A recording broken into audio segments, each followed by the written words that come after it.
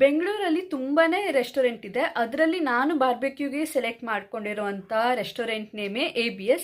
ಯಾಕಂದರೆ ಹೆಸರಲ್ಲೇ ಇದೆ ಎಬ್ಸಲ್ಯೂಟ್ ಬಾರ್ಬೆಕ್ಯೂ ಅಂತ. ಮೊದಲಿನ ಕಾಲದಲ್ಲಿ ಹೇಗೆ ಆಹಾರನ ಕೆಂಡದ ಮೇಲೆ ಇಟ್ಟು ಬೇಯಿಸಿ ತಿಂತಾ ಇದ್ರೋ ಅದೇ ಮಾಡರ್ನ್ ಆಗಿ ಈಗ ಬಾರ್ಬೆಕ್ಯೂ ಆಗಿರೋದು.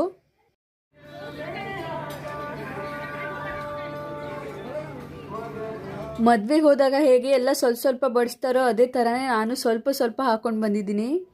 ಮೇನ್ ಕೋರ್ಸ್ ಆದಮೇಲೆ ಡೆಸರ್ಟ್ ಅಂತೂ ಕಂಪಲ್ಸರಿ.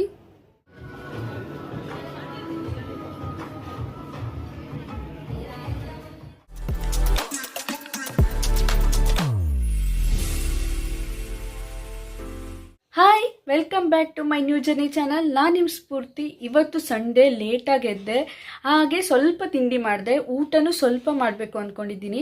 ಯಾಕೆ ಡಯೆಟ್ಟು ಅನ್ಕೋತಿದ್ದೀರಾ? ಡಯೆಟ್ ಇಲ್ಲ, ಏನಿಲ್ಲ. ಇವತ್ತು ನಾನು ರಾತ್ರಿ ಡಿನ್ನರಿಗೆ ಹೋಗೋ ಪ್ಲ್ಯಾನ್ ಮಾಡ್ಕೊಂಡಿದ್ದೀನಿ.